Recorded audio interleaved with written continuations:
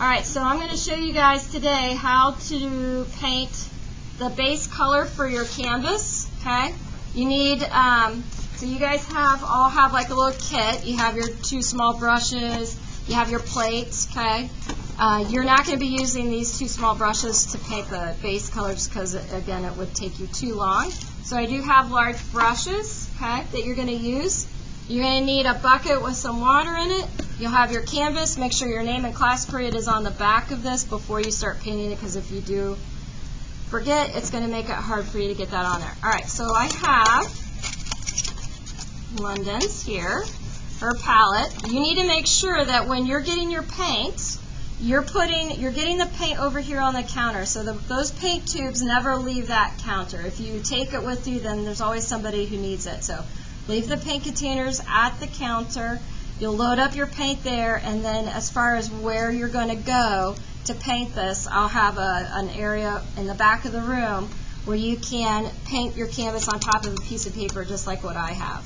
So that's where you'll do the painting. Alright, so London needs a pale yellow. So what I've got here is I've got a pretty large pile of white and just a small pile of yellow.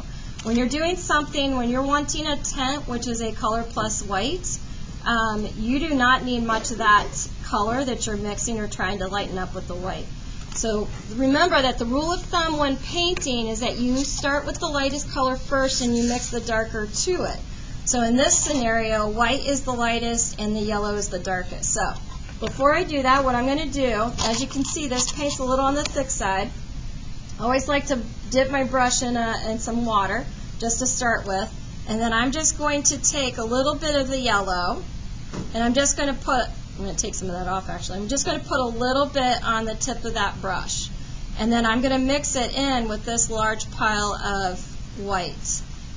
Now typically when artists are mixing paints, they actually don't use their brushes to mix that much. Because as you can see, it kind of gets clumped around the brush and can get hard to just mix the color pretty thoroughly. They actually use palette knives. It also too saves wear and tear on your brushes, but we don't have palette knives, so this is the way we're doing it. So this is what we're going to do. All right, London, you want to come over here so you can see this color? It's probably not showing up very well on the video. Don't know how pale you want it. You want a little, that's good? Okay. Alright, so once you get the color you want, now if I wanted to, I could add more yellow to this, but if this is good, then this is where you're going to start. Now, I don't know if this is going to be enough paint to cover the whole canvas, okay? If you run into the situation, which some of you have been, where you have to remix colors, don't get too tough on yourself about getting a perfect match. It's actually very hard to remix colors and get that perfect match to what you had before. All you want to do is just try to get close to it, and then typically, if you can get close to it, and when you paint it on your canvas, it just kind of blends in and it's seamless.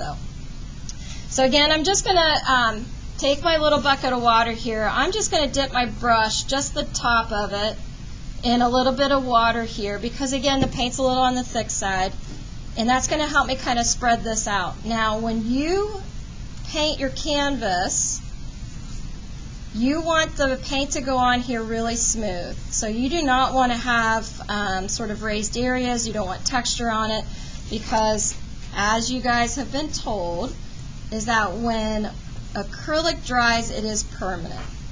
So that means that if you have a lot of texture on this base color after you paint it down, that's what you're going to have for the remainder of this painting. It's not going to go away, which could make it difficult for you guys to do your drawing on top of it and even paint the shoe. And you don't want that to be something that gets in your way or you have to deal with for the majority of the painting.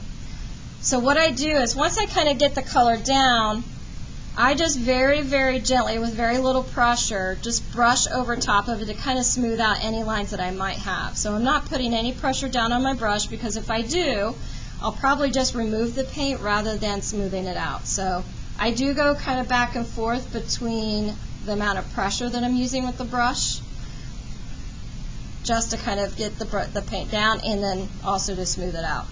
So I lighten it up when I'm trying to smooth it out. All right, so the other thing you want to make sure that you do is you want to make sure that you're painting your edges of your canvas. So don't leave those white.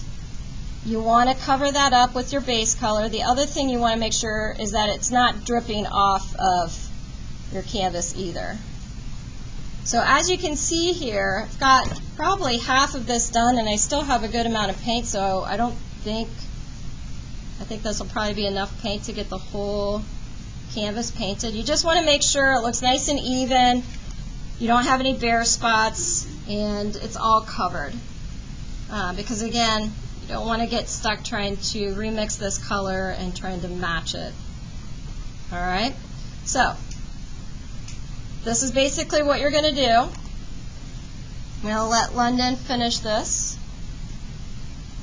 And then once you're done with this, you're going to put it on the drying rack and let it dry. And the next step is to do the drawing and pencil on top.